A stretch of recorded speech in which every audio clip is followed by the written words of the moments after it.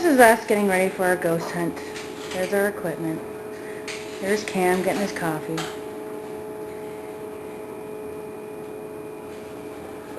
How you feel, Mickey? Come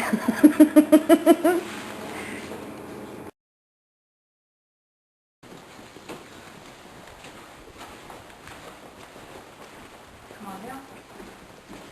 These stairs, my dog refused to come anywhere near.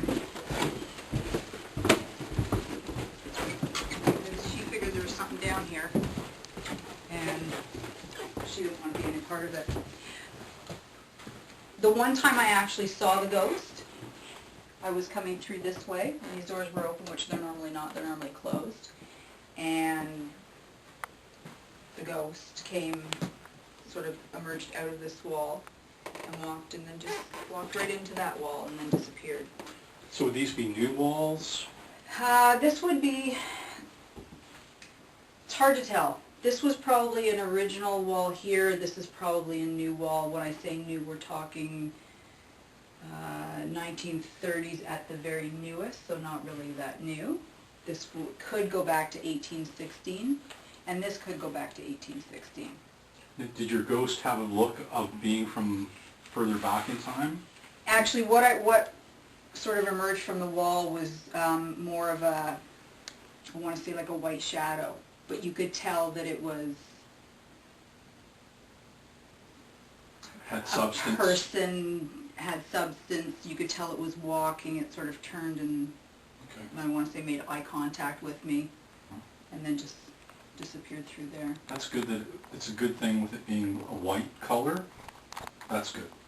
That's good. Good. Tells you something good. Yeah, it wasn't.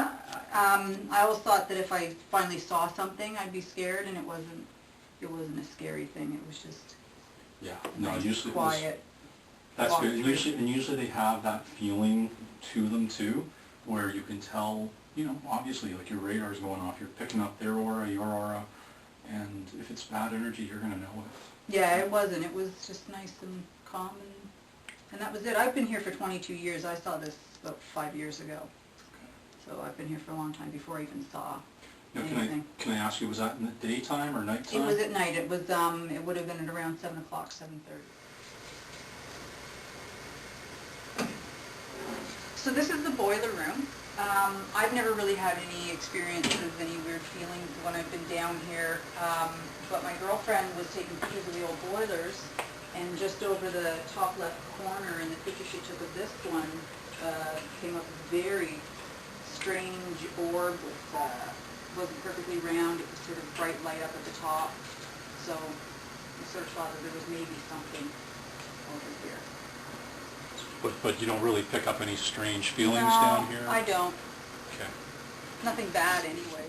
Okay, so we're back on the main floor now. We don't get a lot of activity on the main floor. The front door, however, for quite a long period, would randomly unlock itself. I'd lock up at the end of a function in the middle of the night, go back upstairs, go to bed, come down in the morning, it'd be unlocked. Sometimes it'd be open, mostly just unlocked.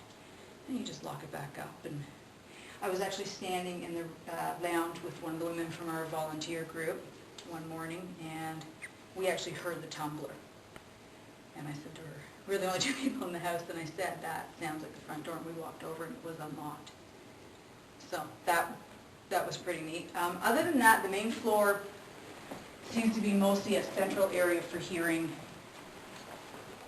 noises that aren't specific house noises. There's a lot of times where at the end of the night, after the function leaves, if you're in this room, you can hear people or one person footsteps walking on the top floor. Not often, but it does happen. But you hear a lot of bangs that aren't really the regular noises the house makes when you're on the main floor.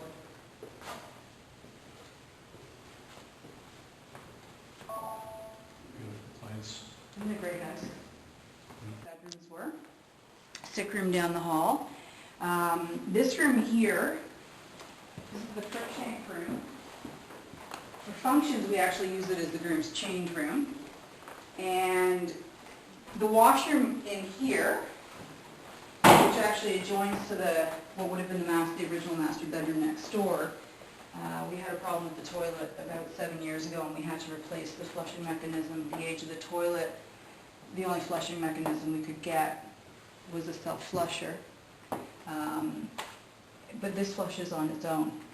You don't need to be standing in front of it or sitting on it. This wall is an original outside wall. Beyond this wall is staircase going into my quarters, which was an addition in the 1930s.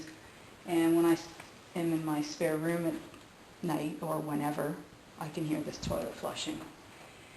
We have a marketing committee, part of our board, that meets in the board room next door, and at the beginning of almost every one of our marketing meetings, within the first 3 minutes, the toilet flushes. And what time of day is that? It would normally be on like a Wednesday or Thursday at around 12:30, 1 o'clock. In the afternoon? In the afternoon, Okay. yeah. The funny thing is the board members thought I was somehow With remote control? making it flush on my own. So, and then they realized that there's nobody in there and I wasn't doing anything. So, if you're standing in front of it, it will flush when you walk away, but it will also flush randomly.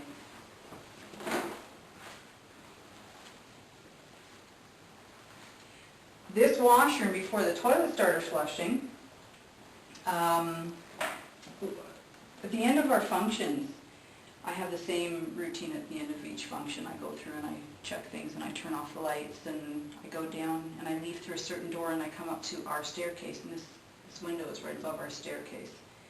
And I happened to look up one night and this bathroom light was on. So I came back in the house and I came upstairs and I turned it off. And I went back downstairs and I locked up and I looked up and it was on again.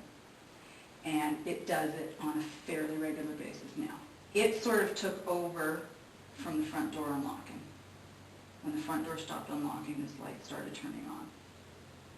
So I just don't bother turning it off again now. Okay. Probably going back about 10 or 12 years ago, we normally have about 3 vendors set up in this room. One of the vendors was a native Indian, and on the setup day on the Friday, he came downstairs and said to one of our ladies auxiliary members that he was leaving the building until the old man settled down. And she assumed that vendors were fighting or bickering between themselves, and so she asked him which vendor, and he says, oh no, it's not a vendor, it's the person in the house. And he had such a bad time. His space was in the far corner, and for the entire weekend he set up a chair out in the hallway because he couldn't be in the room. So that might be an indication that in this corner we may have a male spirit hanging around still, might be a favorite spot. But you, just based on one person's... Yeah, but he was very adamant that... And most of the stuff that happens in the house that I experience, the noises, the toilets, the doors, everything like that, happen when the house is empty. I don't really experience anything when the house has 120 people or more for a function. It's almost like whoever is here with us prefers to have no people. So he might have known what was coming up for the weekend and wasn't happy. And this is the door in the back there adjoins, that's into that bathroom, so they're adjoining rooms. Okay.